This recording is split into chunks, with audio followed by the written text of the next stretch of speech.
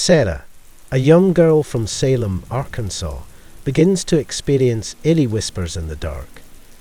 These whispers leave her feeling frightened and alone, despite her parents' efforts to calm her and make her feel safe. As the whispers persist and grow louder each night, Sarah becomes increasingly fearful and feels like she's being watched by something sinister in the darkness. In the dead of night, Sarah suddenly wakes up to the sound of a mysterious whisper. As she opens her eyes, she sees a dark, shadowy figure standing ominously at the foot of her bed. She feels paralyzed with fear and can't seem to move a muscle, while the shadowy figure slowly moves closer to her. Sarah rubbed her eyes, thinking it was just her imagination playing tricks on her. But when she opened her eyes, the figure was still there. She felt a chill run down her spine and she was frozen with fear. The figure was tall, dark, and had no discernible features, and then within seconds it vanished into the air. Sarah sat in her bed, her heart pounding in her chest. Was it all just a nightmare? She looked around the room, but everything seemed normal. Just as Sarah was about to lay back down, she heard a sinister creaking sound coming from the direction of her basement door. The door slowly creaked open, sending a chill down her spine and making her heart race with fear. She knew that something was not right. The sound of the door opening seemed to amplify the already suffocating atmosphere, and Sarah felt like she was being watched by unseen forces. She had never been down in the basement and had always avoided it, feeling a strange sense of unease whenever she was near it. But now she felt compelled to explore.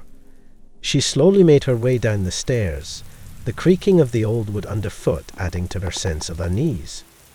When she reached the bottom of the stairs, she was met with a sight that made her blood run cold. The walls were covered in strange symbols, and there was a table in the center of the room with strange objects scattered about. It was clear that someone had been practicing black magic in her basement. Sarah realized that the figure she saw in her room was likely a manifestation of the negative energy that had been left behind. She now felt a sense of determination to rid her home of this evil presence. Despite her efforts to rid her home of any remnants of black magic, Sarah couldn't shake the feeling that something was still off. She had gathered all the materials she could find that were associated with dark magic and burned them in the fireplace, hoping to purify her home and banish any evil spirits that may be lingering. However, even after the materials were reduced to ashes, Sarah still felt like something was watching her, lurking in the shadows and waiting to pounce. She was filled with a sense of unease, and she knew that she had to take further action if she wanted to truly be free from the shadows that haunted her. The next day, Sarah told her friends and family about the strange figure she had seen in her nightmare and the strange black magic items she burned in her basement. Her friends and family were skeptical at first, but when she showed them the charred remains of the materials she had burned, they began to believe her. They were all worried for her safety and suggested that she move out of the house. However, Sarah was determined to stay. She felt that if she ran away from her problems, they would only follow her. Instead, she decided to do some research and learn everything she could about black magic and how to protect herself. She visited libraries, bookstores, and even reached out to experts in the field.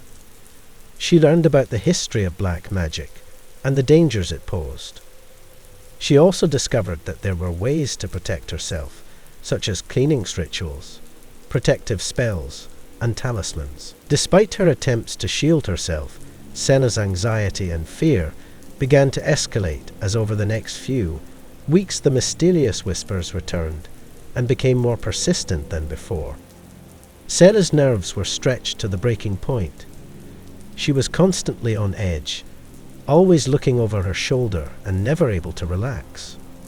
Her friends and family were starting to become concerned about her, but she didn't know how to explain what was happening. She was at her wit's end and felt like she was running out of options. That was until she remembered something she had read in the local newspaper about a powerful white witch who lived in a nearby town. She decided to reach out to this witch for help. The witch listened to Sarah's story and agreed to help her. The witch gave her a book and told Sarah that the activity in her home was likely due to a dark entity that had attached itself to her and was trying to harm her. She explained that the entity was probably drawn to Sarah's home because of the negative energy that had been left behind by the previous owner's black magic practices. Sarah decides to confront the source of the whispers and begins to investigate her house. She starts searching in the basement and discovers a pentagram painted under an old dusty rug in the basement. Sarah was shocked when she found the pentagram painted under the rug in the basement.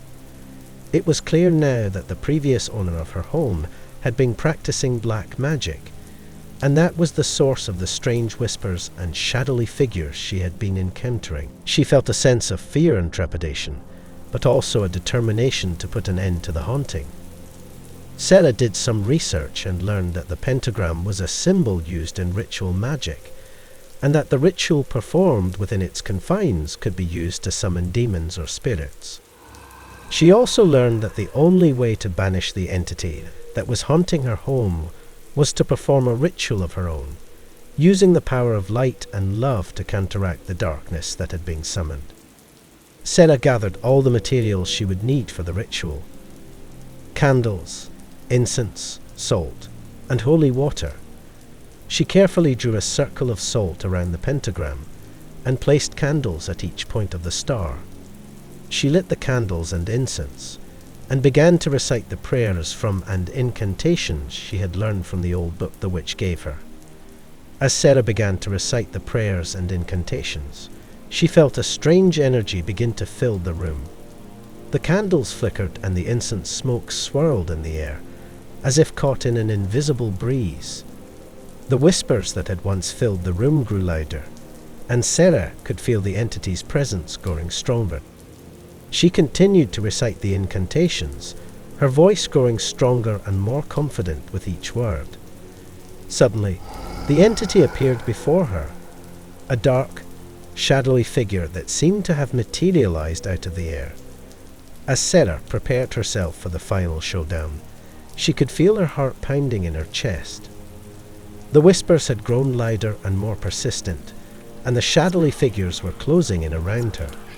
But she took a deep breath and reminded herself of her strength and her purpose. She approached the pentagram, holding the holy water and the incantations close to her chest. The shadowy figure began to take form, looming over her, trying to intimidate her. But Sarah stood her ground, reciting the incantations with power and conviction. The whispers became a roar, a chorus of evil voices that sought to overpower her. But Sarah's voice was stronger, her will unbreakable. With each word she spoke, the entities grew weaker, their hold over her home slipping away. Finally, with a final burst of energy, Sarah completed the incantation, sending a bright light streaming towards the entity. They screamed in rage and fear, but it was too late. The curse was broken, and the entity vanished, banished back to the shadows from which she had come.